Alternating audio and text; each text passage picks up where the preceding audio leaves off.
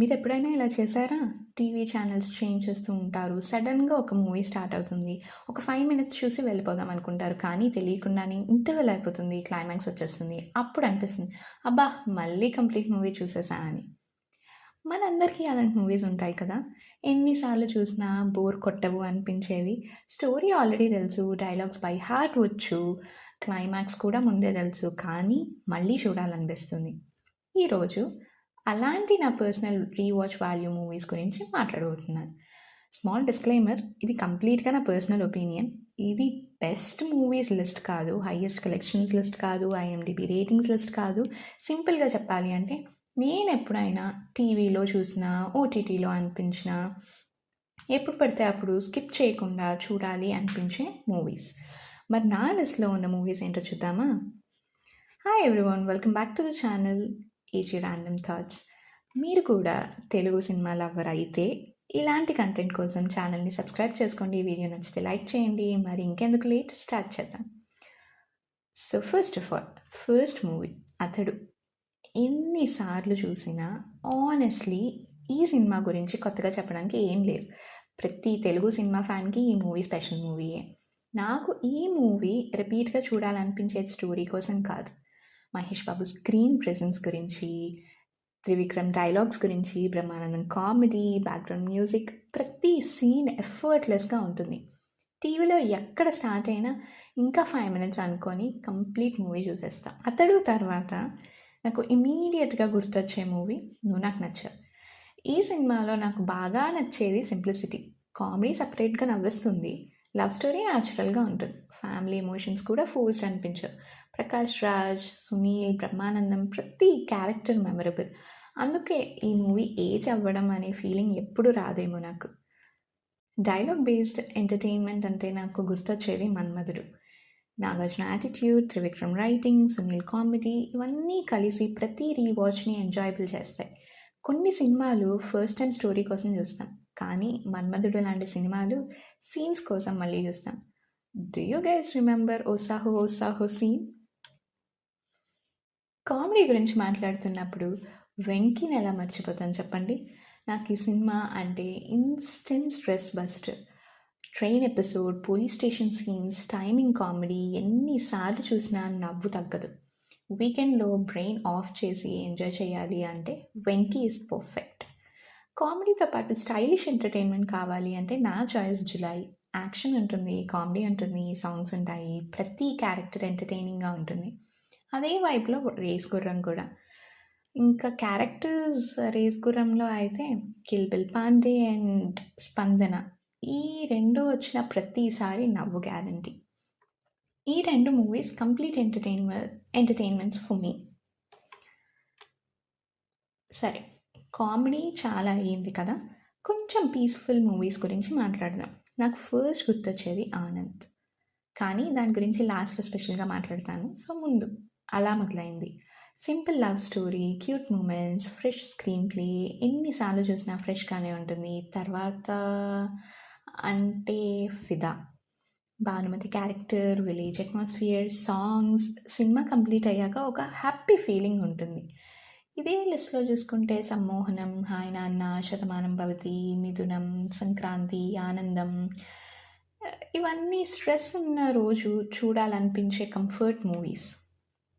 ఇంతవరకు love stories చూసాం కదా, సో లవ్ స్టోరీస్ అని కాదు, those are feel good. So ఇప్పుడు మనం లవ్ స్టోరీస్లో రిపీట్ వాల్యూ గురించి చూద్దాం. లవ్ స్టోరీస్లో రిపీట్ వాల్యూ క్రియేట్ చేయడం అనేది ఈజీ టాస్క్ ఏమీ కాదు.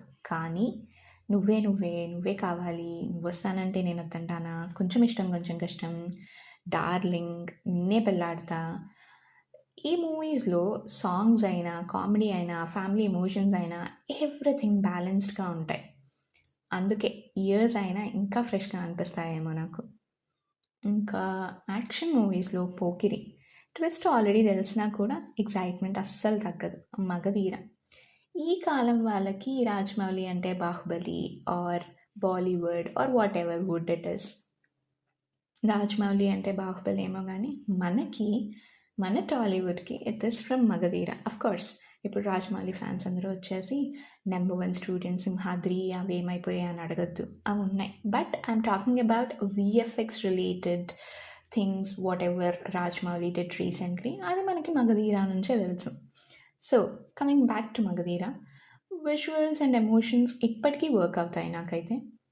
And next, as we talked about Magadheera and Rajamouli, Eega గురించి మాట్లాడాలి కదా.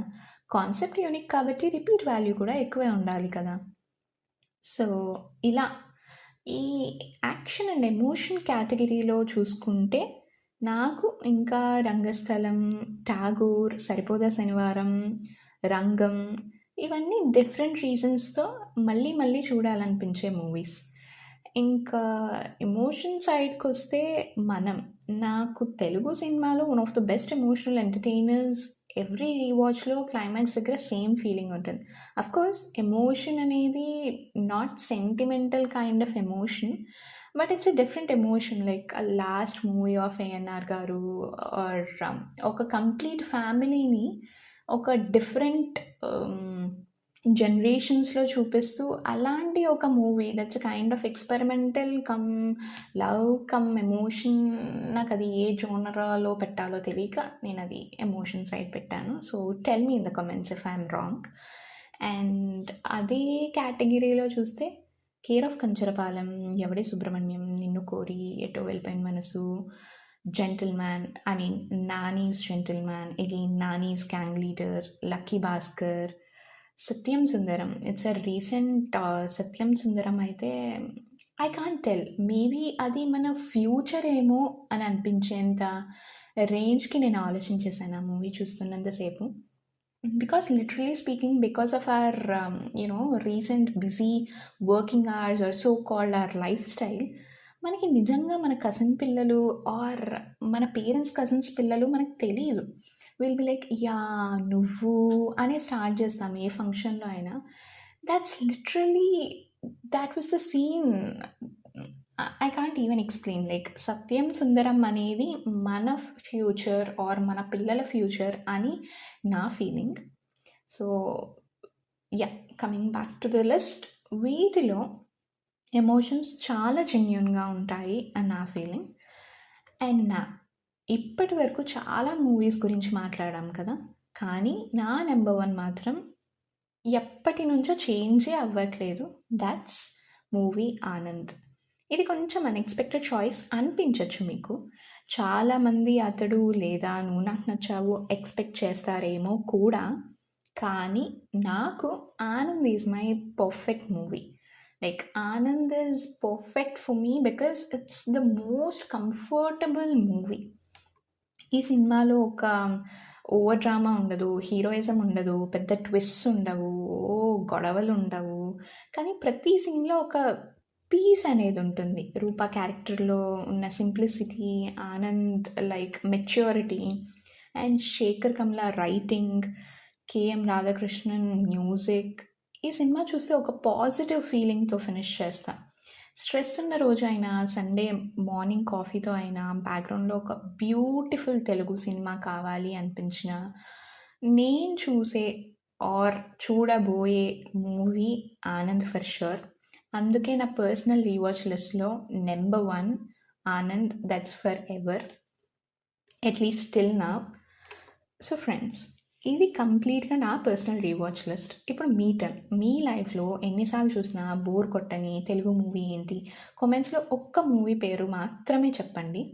నా లిస్ట్లో మిస్ అయిన మూవీ ఉంటే అది కూడా మెన్షన్ చేయండి. బికాజ్ చాలా మూవీస్ కవర్ చేయడానికి ట్రై చేశాను, బట్ మోస్ట్లీ వదిలేసి ఉంటా కూడా. ఫర్ ఎగ్జాంపుల్ ఇప్పుడే గుర్తొచ్చింది Khaleja. When I'm talking about Pokiri Athadu and all, how would I miss Khaleja comedy.